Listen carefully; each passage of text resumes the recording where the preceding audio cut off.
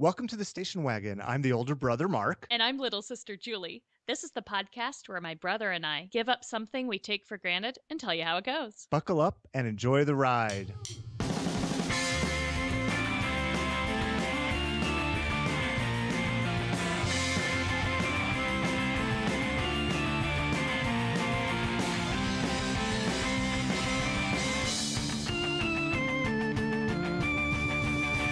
Want me to start? Do you want you to start? I'm gonna do it.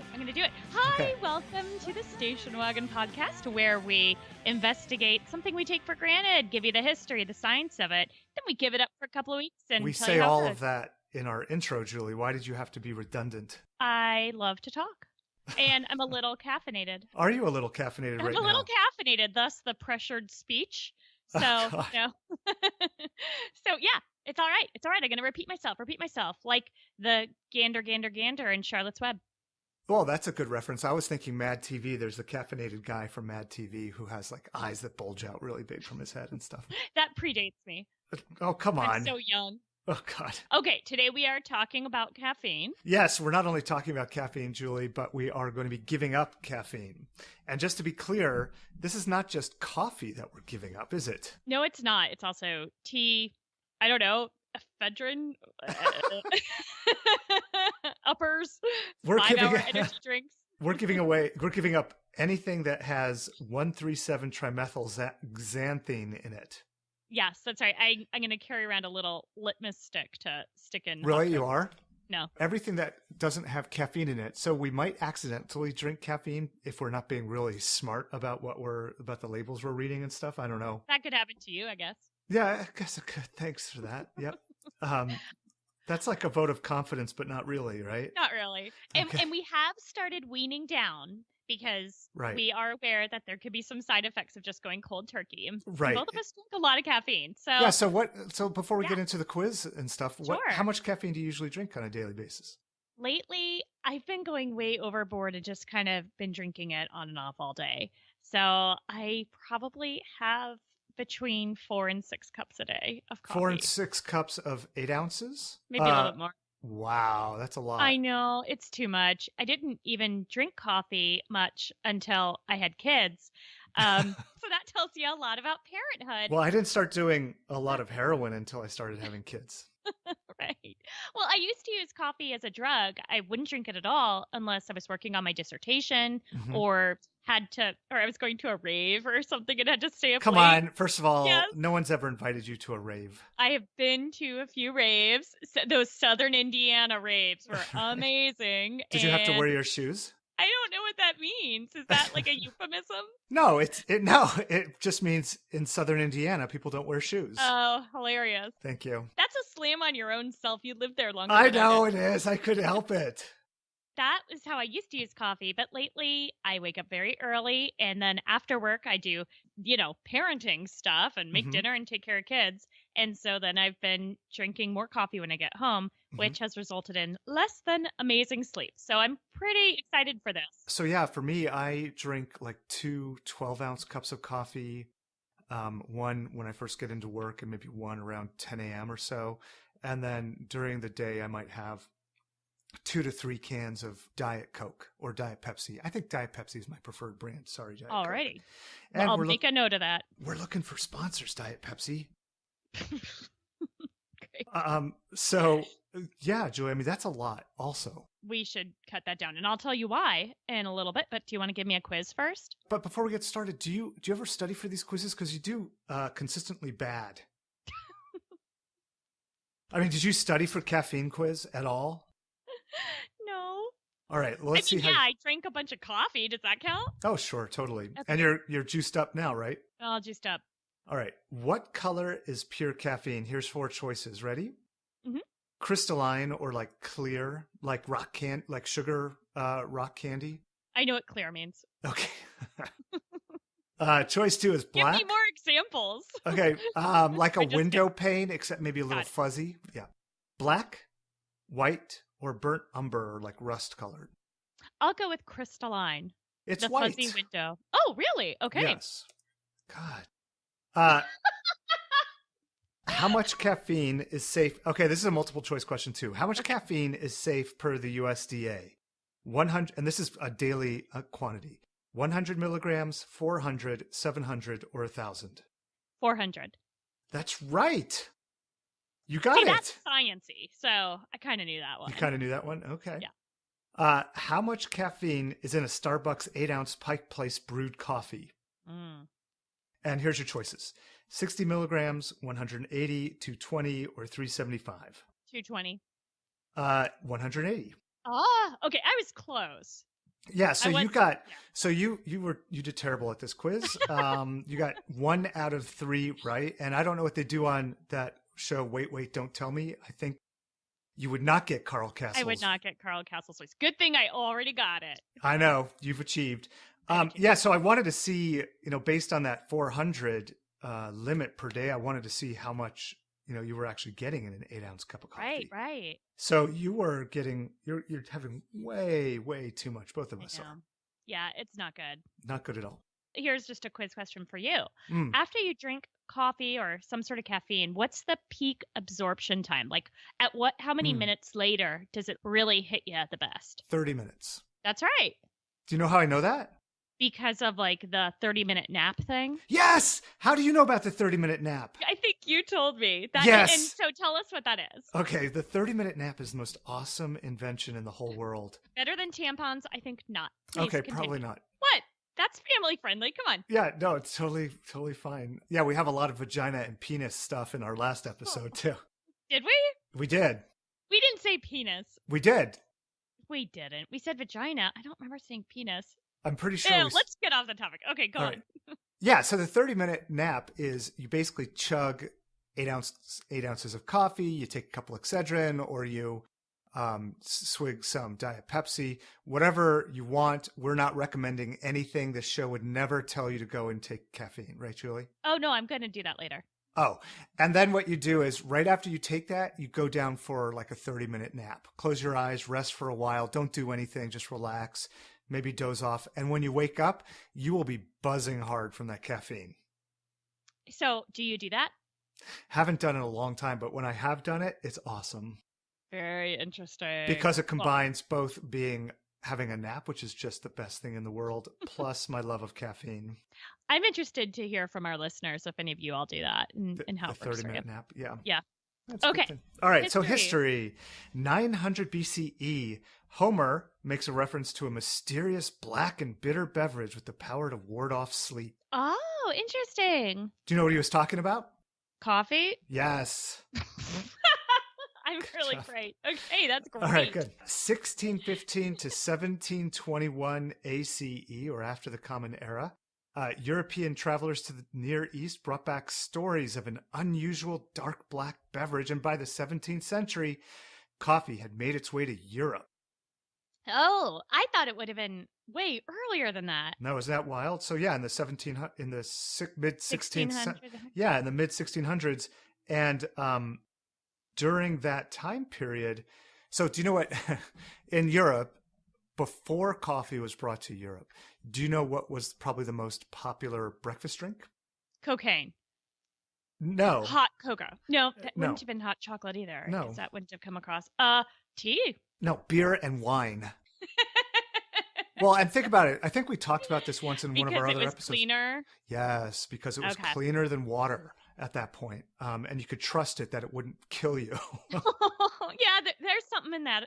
But can you imagine everybody walking around with a nice buzz going? I mean... Yeah, I doubt it was as strong as... It was probably like Milwaukee's best. Really? I mean, have you ever had like homemade thick beer from Europe? I mean, geez, I can imagine it being really strong. I don't know. I guess so. I don't know. I don't know where you get your facts from. The internet? I'm not as experienced lush as you are. But the thing about that's interesting is when I was reading and doing research for this episode, I found a lot of positives about caffeine, and they talked about how it helps you focus and concentrate and all of that. Yep. But I think what it does is it really doesn't help you do that as compared with just being normal. It helps you do that as compared to having had beer and wine for breakfast. No, it really does do that. It really does? It really does. All right, we'll get into it. All right. December 16th, 1773. What happened, Julie? Dumping of the tea. Yay! Boston Tea Party. So, we didn't want to drink the tea because of taxes and taxation without representation. So, this is a quote from Thomas Jefferson from that time: "Coffee, the favorite drink of the civilized world." Oh, cool. So coffee became a cultural thing because of tea and taxation in England. Exactly. Huh. Pretty neat. Interesting. It never occurred to me that the two could be related, but yeah. 1933, No Dose was brought to market. 1933? Yeah. Whoa. And in our show notes, you'll see an advertisement from like a 1943 Life magazine that references 1933. Oh, interesting. Okay. Yeah.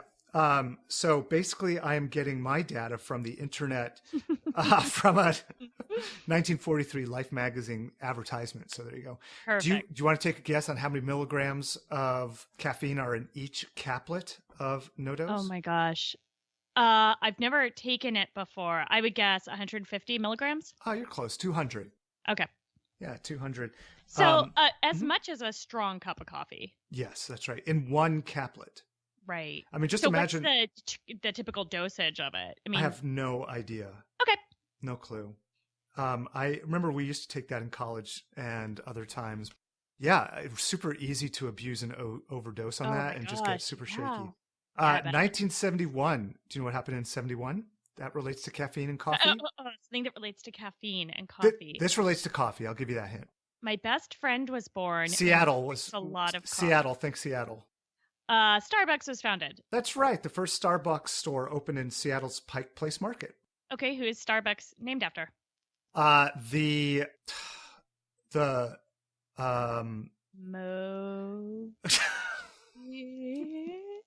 Let's see. It is the commander from Battlestar Galactica. Nope. That person is also named after the same person. Who is Starbucks named after? The first mate in Moby Dick. Oh, then why don't they have a picture of him instead of a mermaid spreading her legs apart? Very good. I've never noticed the leg spreading. I noticed braids. Okay, so listeners, go out to Google and Go out to Google or ask Jeeves for a picture of the first or early Starbucks logos. Okay, interesting. And you will be surprised. Okay. Pretty interesting deal. How a mermaid can Not even have a split. For work. Well, I mean, it's just like a wood carving kind of style of drawing. Probably not. Very exciting wood carving. Right. In 2012, Consumer Reports published an article about energy drinks, 27 of them, including the 5-hour energy drinks. Have you ever seen that? No, I've seen the 5-hour energy drink, but will you put that in the show notes? I want to check that out. Yeah, sure. It'll be in the show notes. But what they did, the report basically concluded that the 5-hour energy drink will probably chase, and this is a quote, will probably chase away grogginess at least as well as a cup of coffee. And that little, if any, research indicated that if the rest of the chemicals in the 5-hour energy drink had any kind of impact. Oh, is it like stuff like ginseng and? Yeah, caffeine is one of the ingredients, but there's supposedly a lot of other healthful ingredients that also give you energy or somehow make just ingesting caffeine, like in no-dose format, more healthy. Well, I'll give it the placebo effect too, probably. Oh, sure. Probably's right. Yeah. You could give it that, Julie. Okay. My dogs great. are really excited by my most recent comment. They both came over to check me out. So sorry about the pitter patter of doggy feet. I heard your collar jingle. that was me shaking. That is history. Okay, so you were mostly right. About what part? Okay, you're right about all the history stuff, but I just sense this basic conception from you that coffee and caffeine specifically are just unilaterally bad for you.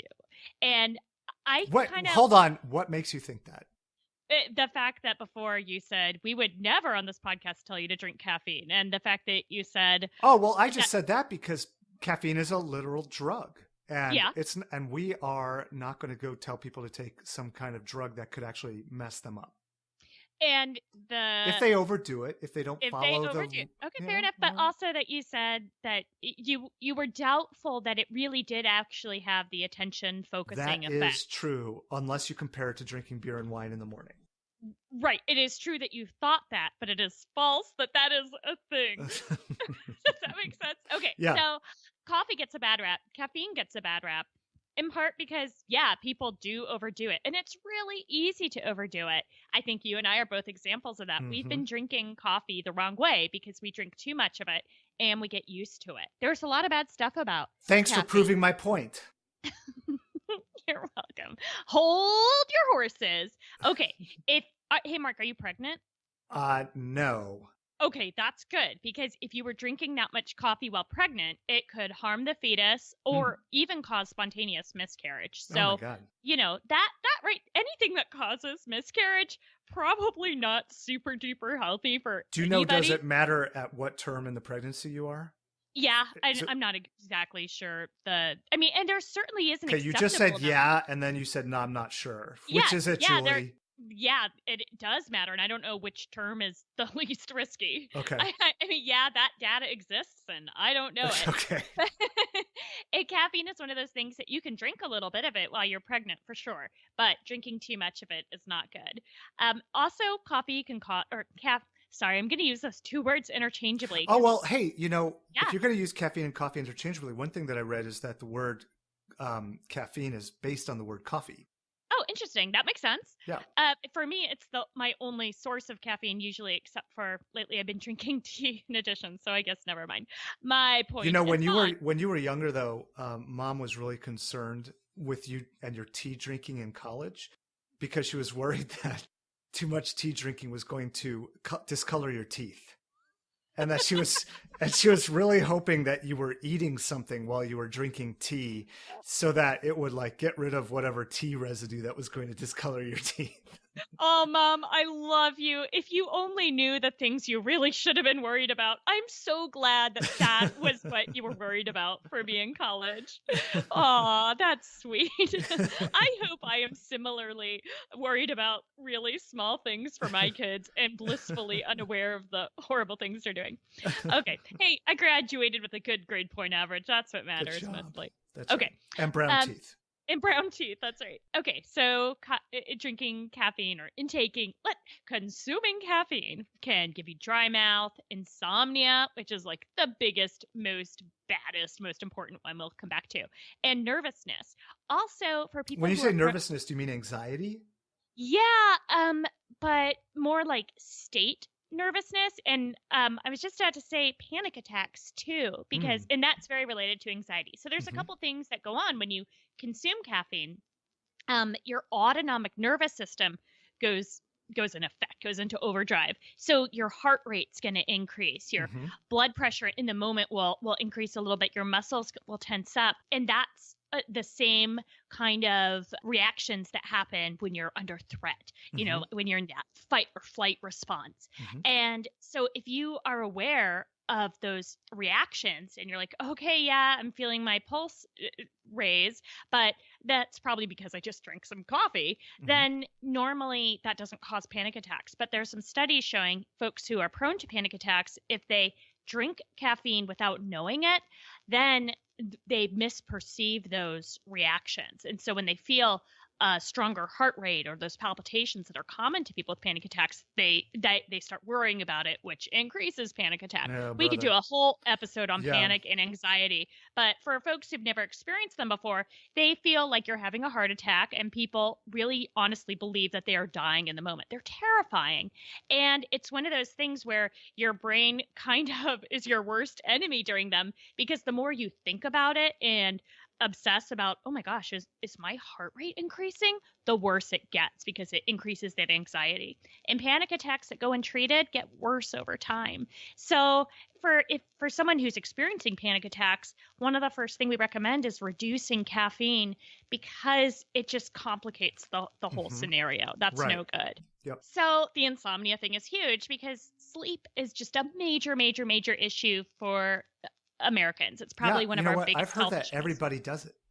Everybody Everybody should be sleeping. Sleep is the new drug, right? Everybody's on it. Mm-hmm. That's one thing we can recommend, right? Improving your sleep. And of course, it's hard to sleep when you're drinking coffee. Okay, but there's also lots of good things about caffeine. What are some of the good things you can think of? I don't know. I'm not going to say any of the things that the liberal bias media wants me to say. Are you a latte drinking leftist? Maybe. Okay. Well, okay, the biggest pro, I guess, is that it gives you more energy and wakes you up, right? That's kind of a no-brainer. Right. It does help with memory and attention and focus. So, not just compared to being drunk, as you indicated before. Right. People who study while using caffeine, it helps them consolidate their long-term memories. So, if you're studying for an exam, you should be drinking coffee during it. That it will definitely help you remember stuff. Whoa. Boom. So wait. Wow, that's drop. amazing. That is amazing. So my usual tactic that I had in school was being really drunk, studying, and then being drunk again during the test. For state-dependent learning? For state-dependent learning. So that's the old rule of thumb. Tell everyone what state-dependent learning is. Isn't that going to a state school?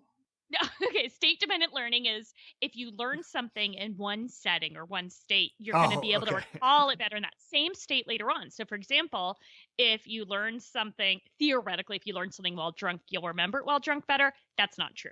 But if you study in the classroom where later on you're going to be taking an exam, that can actually help you remember it better. Or if you study while eating a certain meal, maybe eating that same meal later on will help you remember it potentially. So there is some of that too, that you probably also want to drink coffee when you're in the exam. But regardless of that, drinking coffee does help consolidate long-term memories.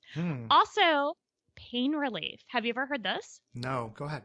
Okay, I had no idea about this one, but there's studies that show that in addition to taking a regular analgesic like Tylenol, if you include a cup of coffee with that, it actually increases the pain relief effect.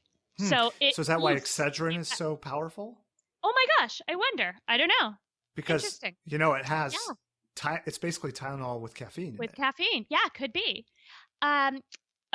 This one, I want to just caveat here. I've only seen a few studies on this, so I don't know for sure, but there does appear to be indications that drinking coffee can prevent dementia later on. So folks who drink coffee earlier in life, are regular coffee drinkers, like 1 cup a day, later on in life show a possible protective effect against age-related cognitive impairments. So less of the typical dementia that can happen very late in life. Wow. So that's a pretty amazing finding right there. Also, so, our dad drank a lot of coffee. Hi, Dad. Yep, that's why he's still so bright and smart and active. That's coffee. The reason. The reason. That and amazing genetics that he passed on to us. That's right. Yeah. Hi, Dad. Also, are you aware that a lot of weight loss drugs include caffeine? Yeah, like I remember Dexatrim was one. Yeah, that's like really caffeine based. And there's a good reason for that, because caffeine does actually help with weight loss too. No, wait, I thought it was just because it would just make you more active, no? Based on the research, one, probably does make folks more active and can help them get out there and exercise and boost of motivation, but it also does suppress appetite a bit. So the studies out there aren't overwhelmingly amazing, like, oh, just drink coffee and you'll weigh less than everybody else. But as part of a healthy diet, it does seem to help with weight loss. Again, I'm not a physician. I'm a psychologist. I'm just reporting what the research says. But there's a good reason for caffeine to be part of weight loss supplements. There's some research saying it can help reduce cholesterol and blood pressure, but there's also studies saying, nope, it increases blood pressure. So jury's still out on that. But a big one, especially for folks in our region of the United States and the Pacific Northwest, is that caffeine can reduce depressed mood in the moment, but also might reduce the risk of depression in terms of like a clinical depression. So that's a huge effect, and possibly why for us in our rainy season here, coffee is a really good seller up here in the Pacific Northwest. That's interesting. Really interesting. That's a lot of really good pros for caffeine. So, but how do you use it Okay, And well, let me talk about its addictive nature. Yeah. Do you have anything on that? Yeah, it's addictive in that people, once they start drinking it, want to continue drinking it. But it's not addictive in that once you start, you can't stop. But there are withdrawal symptoms. I mean, Yeah, so it's not just that there I are like the withdrawal flavor symptoms, and right. want to keep drinking it. I think, I mean, Okay, go ahead. yes. Oh, no. Oh, please continue. Tell us all about your withdrawal symptoms as you started cutting down the last couple weeks. No. What I was going to say was, I think you're wrong about About it not being addictive? About it not being addictive in more than just a preference addiction. I think it's physiologically and biochemically addictive. I do agree that there are withdrawal symptoms, but I don't agree that it's addictive in the same way other drugs are, in part just due to definition, that it doesn't create an impairment in other areas of life. So, it's not saying that would be a clinical disorder. It's not in the Diagnostic and Statistical Manual, because even if someone is drinking a lot of coffee, it's not causing them other problems, although it could affect their sleep. You could have insomnia related to caffeine. So by definition, like from WebMD, it says caffeine doesn't threaten your physical, social, or economic health the way addictive drugs do. That's exactly it. Yeah. So it's interesting. It is addictive because you plateau on it, right? I mean, and you need more to get the effect. So you keep drinking more and increasing the amount you take in. Isn't that right? I just don't like the word addictive. So use a different word to describe it. What is it? Delicious. Okay, let me continue. Here's some bad ways to use caffeine and then some good ways, okay? Here's some bad ways to use it all day long, like we do, because of what you just said, that you get used to it, right? Your body attenuates to the effect, and then if you need more, you have to drink more and more and more. That's no good. Then what's the point even? And too much of a good thing is always going to be bad for you. Another bad way. Isn't that amazing how that wheel always turns around? Yeah, amazing. Don't use it instead of sleep. We've probably all done this, especially in college. Don't use it to sober up. It doesn't work. And you have to let your liver do that, right? Right. And don't use it instead of an antidepressant. Even though caffeine can have an antidepressant effect in the moment, and it can help with the risk of depression. If you're someone who experiences clinical depression, especially have ever experienced threats of self-harm, you gotta see a physician about that, a psychologist, a therapist, and look at regular antidepressants. Those are going to be way, way, way, way, way more effective. Maybe have your chakras removed? Yeah, exactly. I don't even know what that means. Okay, but here's some good ways. I don't think I do either. I think I said it wrong. Okay, go ahead. Here's some good ways to use coffee. One, the 30-minute nap thing that we talked about before. Two, you could use it for athletic enhancement. This is a really common thing. Only drink it when you are getting ready to go do some physical activity. Although that could be a placebo effect. There's indications from some of the research that it helps people feel motivated to exercise, but it doesn't actually increase their performance. Like, people don't actually run faster or longer when using caffeine. Maybe they enjoy it more though. So you'd have to wait 30 minutes for it to kick in too, right? Yeah, I mean, if you're gonna run a marathon or something, or 10K, it might make sense. Well, would it help with weightlifting? Like if you take some caffeine, maybe to get you to the weights, but then once you're weightlifting, it's not going to help build mass or anything like that. Right, exactly. And then you could use it like I want to try to do at the end of this, which is again like a motivational drug where I am sobered up from caffeine. I'm not using it at all except for when I really want a boost. And then 1 cup will go a super duper long way. So that But you're going to want a boost for everything. Am I? You are. I know you. I used to really be good. I would only drink it like on dissertation days. God. Which, oh man, it would be so amazing to be able to do that again. It was just so motivating. Right. Okay, so what are we going to do? We are giving up caffeine. We are going to stop consuming it in all of its forms. And we're not going to go cold turkey, as you've said before. We're slowly scaling back. But we will have 2 weeks of completely none, right? Yeah, totally. Okay. Totally At least 2 weeks. Maybe we'll stay off the juice. That's right. Exactly. The juice. Right on. So good luck, Julie. Okay, we're going to listen to the Pleasure Kills for a bit, have some interviews, and Do you think the Pleasure Kills drank a bunch of caffeine and coffee before they performed that set? Yeah, they probably have to like stay up late, like past 9. Yeah, totally. Yeah. That's when the best music gets recorded. Right, exactly. Okay, talk to you soon. Bye-bye.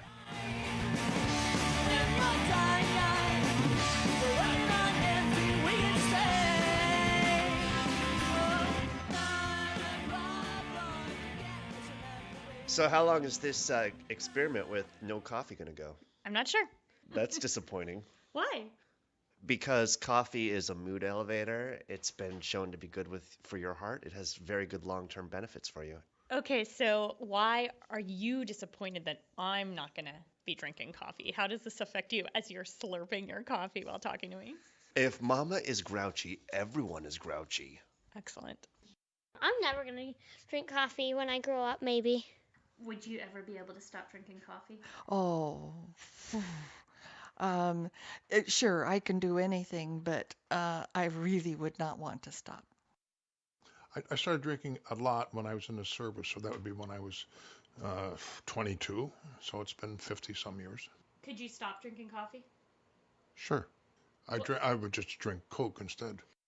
Thank you to Olaf, his son, his mother, and his father. Let me take a break from the podcast to share an important message. Please consider supporting the Olympia Charter for Compassion. The faith communities in Olympia, Washington, my fair city, developed a beautiful proposal to help our community engage in peaceful and productive dialogue to nurture the well-being of all people. You can read and sign the charter at olycompassion.org. How do you spell Oli? O-L-Y. Got it. Thanks. Anyone from Oli will know. And we'll have that link in our show notes too. Yeah, for sure. Yeah. Okay, so. How you doing? Caffeine. How you holding up? Right now, I'm good because I just started drinking coffee again a couple days ago. Oh, I know that's a spoiler alert, but you're terrible. no, Awful. I'm not. I went 2 weeks totally sober from it. Really? Yeah, it was. Okay. Yeah, I did it. What about you? Well, yeah. So I'm still 100% off of it. What? Yeah. And Wow. yeah, and it's really interesting. So tell me. Well, no. First, I want to hear about how you went down, how you cut it out. Okay. So cutting back on caffeine was hard, but I didn't have any of the side effects I was worried about. I didn't have headaches. I was grouchy first thing in the morning, but that's just a morning thing. More than usual? Yeah, probably a little bit more than usual, but no big deal. So to cut down, I just started having my first cup a day, like around 10 a.m. And then once I was completely off, I really, really wanted it for the first few days. And then after that, I was adjusted and I was okay. I mean, I definitely got tired and I was craving snacks to pick me up just from like the sugar boost from carbohydrates and the sugar boost from sugar. Yeah. And I wanted naps, but I wasn't like, oh, I need to be drinking coffee. I was just more feeling, wow, I'm tired right now after lunch. So it wasn't as hard as I thought it would be. I did have to travel quite a bit during this. So there was one morning when I had to wake up at 3 a.m. and travel across the United States. And then a day later, do that again, back the other way. And normally I would have really drank a lot of coffee on those days. And I just didn't. And I just kind of pulled through it and it was okay. The hardest thing was I really missed it after lunch. And when I was doing a task I didn't want to do, because usually I kind of use coffee as my little treat. Like, okay, I have to write this thing I'm not looking forward to. I'm going to have my cup of coffee and then just pound it out. So that was not really like hard. a reward. No, like right beforehand. Like, Got it. Again, maybe it's placebo effect since I do drink so much caffeine, but I've got the power of coffee behind me, like Popeye in the spinach can. You're right. It was also hard, the social aspect of it. I'm wondering if you had that too, just being around other people drinking coffee. But my 6-year-old suggested fine coffee with no caffeine in it. And I was like, oh yeah, decaf. So I've been drinking tons of decaf and I'm still doing that now.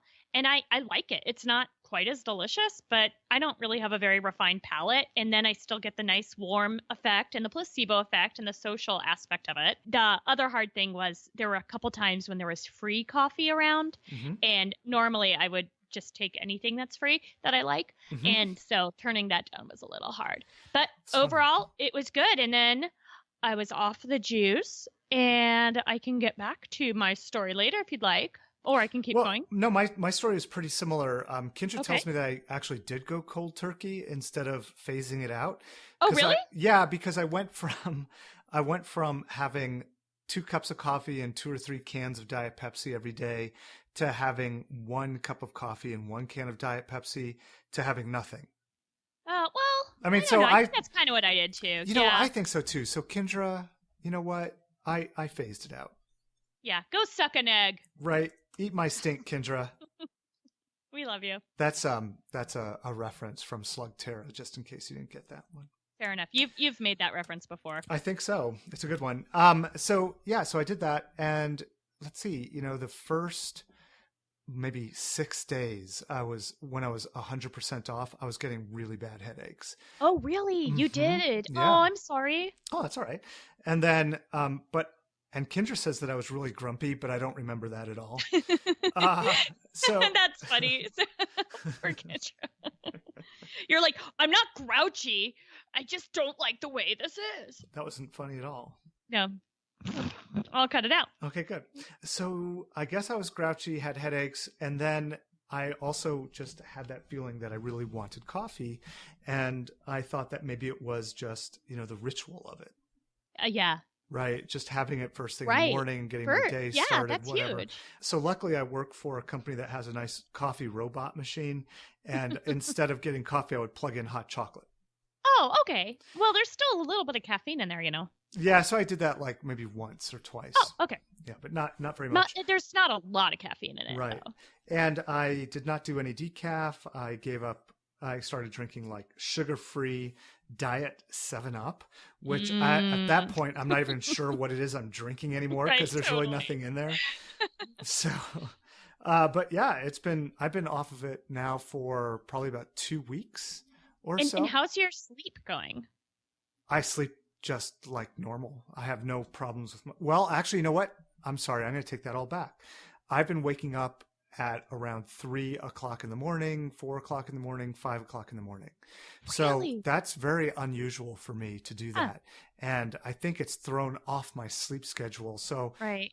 I don't know. Typically, I That's don't do interesting. that. Yeah. Yeah, there could be a lot of reasons for that. It totally could be. I mean, the weather is very different here now that it's super cold. It's very Yeah. dry. That could be bothering me. The dog has been getting up and moving around quite a bit. So that could be bothering me. Or if you're having alcohol or snacks right before bed, that could be right when it's metabolized. I also found I had to be really planful about sleep because before I kind of used coffee as my backup plan. Like if I wanted to stay up late with Jace watching an extra episode of Bob's Burgers. Right. Oh, I'm sorry, with Olaf, because my husband has decided that he doesn't want his public persona ruined by this podcast. So Okay. everyone forget his name that I've mentioned in like every episode till Right. now. So if I'm watching TV with Olaf and I'm like, oh, I want to watch another episode of Mhm. Olaf's Burgers, then I think, oh, I'll be tired. Well, I'll just drink extra coffee. Or I'll wake up a couple minutes earlier and head to Starbucks. It was just a terrible way to plan sleep. But so I just couldn't do that. And so I would just be more planful. And so that's probably good too. Yeah, I'm sure that couldn't hurt, right? I mean, so it's Right. interesting that the variable of taking away caffeine, I'm sure impacted those headaches I was having and Yeah. the feeling of lethargicness that I was having.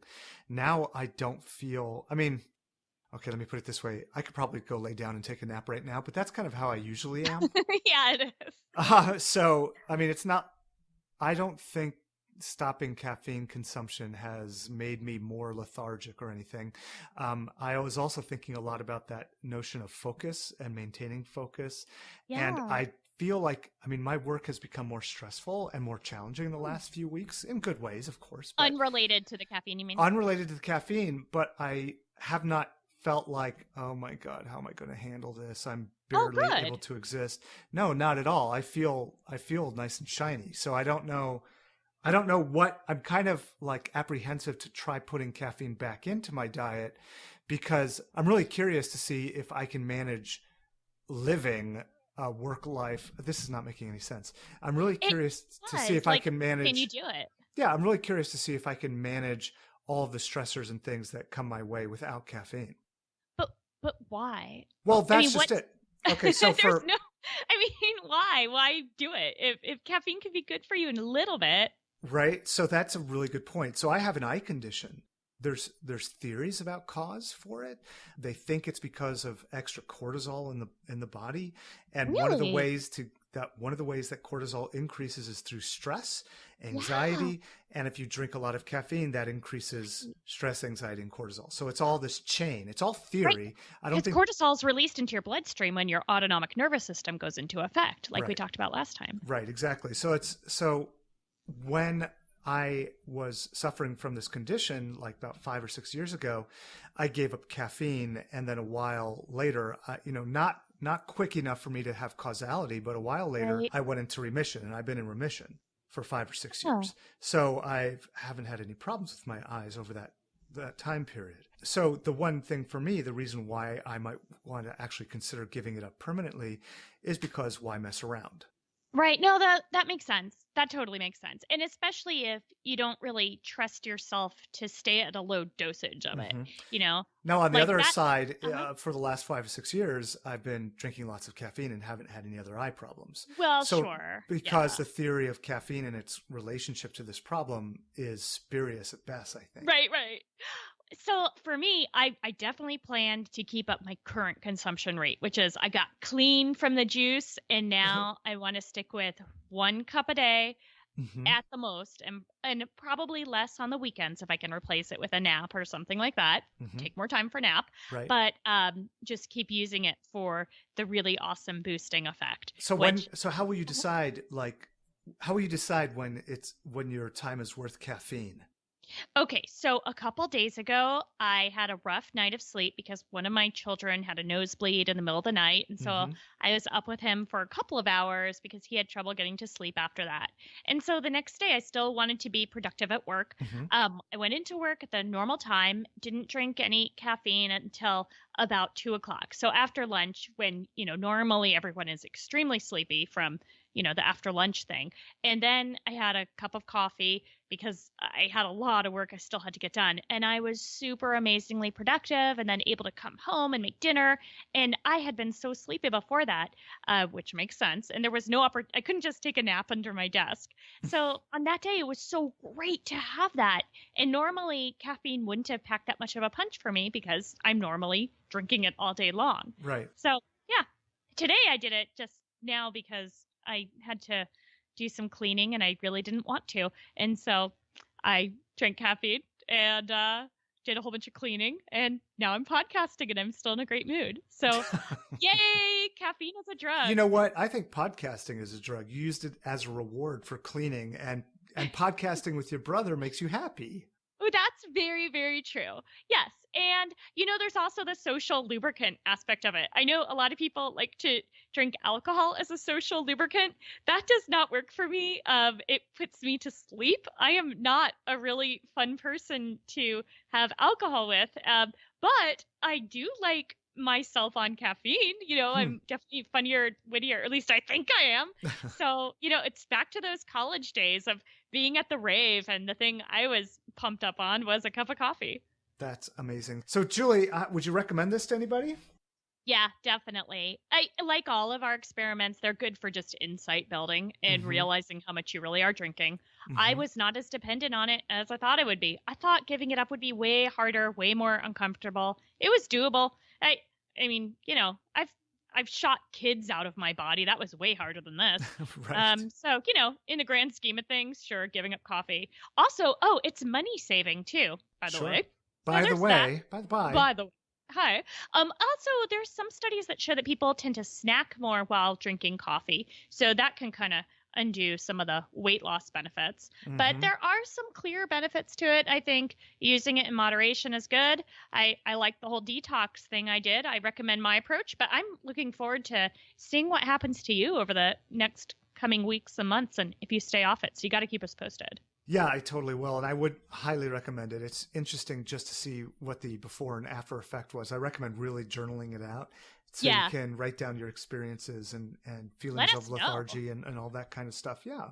Yeah, we love to hear from our listeners, good or bad. In fact, I have one note from a listener, from my coworker Rich, who, after hearing me talk about our podcast for a year and a half, he said he was bored one day and tuned in. He listened for about 10 minutes and thought it was pretty good. I asked what episode he listened to, and he couldn't remember. Are you? So- What? God. Hooray us. I know. So that was pretty good. So yeah. So I'm always thrilled to have more feedback like that. We also got a couple of really great iTunes reviews this week. One is from Haley M2323. She says, "Awesome. I love the Station Wagon. I could listen to it all day." Thank you. That's awesome. And also from You know, MJ Julie, she Uh-huh. could listen to it all day if she just puts on like that repeat button Right. on most podcast Oh my players. God. She would have nightmares for sure. There's another one from MJMFP1 who says, "So fun. Julie is hilarious. Mark is okay too, I guess." Ah, God. Folks, keep sending your criticisms, feedback, praise. More anything. praise We'll to me, see it. please. We'll see. You got to earn it, dude. That's true. You can go to wagonpod.com where you can listen, view show notes, and subscribe to our podcast. And also rate us on iTunes. It's always super helpful, as is sharing some of our posts on your social media or just telling folks about us. We really appreciate that. Yeah, thank you. And thanks to the Pleasure Kills for the song Modern Problems. That's right. And thanks to our friends and family, Mhm. especially our family who's always supporting us through this and who possibly had to deal with us being extra grouchy this time. We love you. Yes, we do. And it's not the caffeine making us say that either. Well, it could be on my part, That's true. but definitely not on Mark's. That No, is that's true. legit non-caffeinated. That is total legit love right there. And we love our listeners too. Thanks for tuning in, Yes. and we'll have more for you next time. Hey, Julie, what are we giving up next time? We're going to try a mindfulness exercise where we are going to go for periods of just being alone with our thoughts. Oh, my God. It's going to be terrifying. Oh, God. Tune in next time. Bye, everybody. Bye-bye.